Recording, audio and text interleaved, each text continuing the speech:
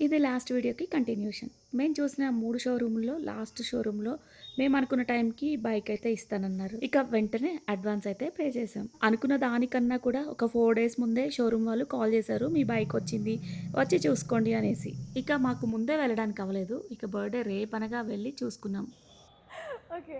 So, రేపు మా నాన్న బర్త్‌డే గైస్. అందుకని ఈ బండి గిఫ్ట్ ఇస్తున్నాం. ఒకసారి చెక్ చేసుకుందామని చెప్పి వచ్చాము. Finally it's here.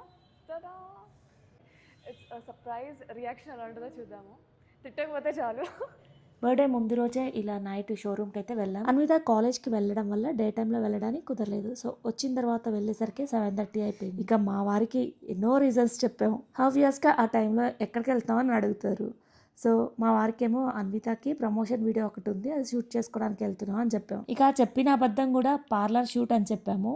అక్కడ పప్పులో కాలేసాం. మేము వెళ్ళింది ట్యూస్డే రోజు హెయిర్ కట్ ఎవరు చేయించుకుంటారు అనే ఐడియా అయితే మాకు రాలేదు.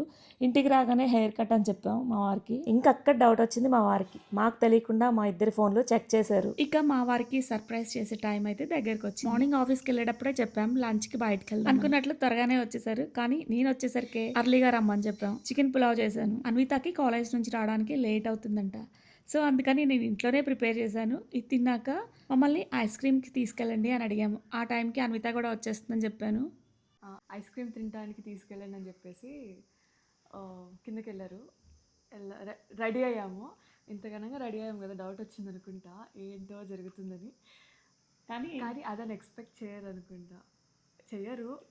చూద్దాం. సర్ప్రైజ్ ఇస్తున్నా. యా, మెయిన్గా సక్సెస్ అవుతుంది. నాన్న ఫీలింగ్స్ని క్యాప్చర్ చేయాలి.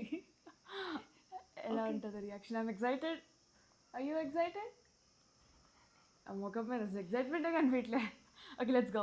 లేట్ అవుతుంది. సో దీని కంటిన్యూషన్ నెక్స్ట్ వీడియోలో షేర్ చేస్తాను.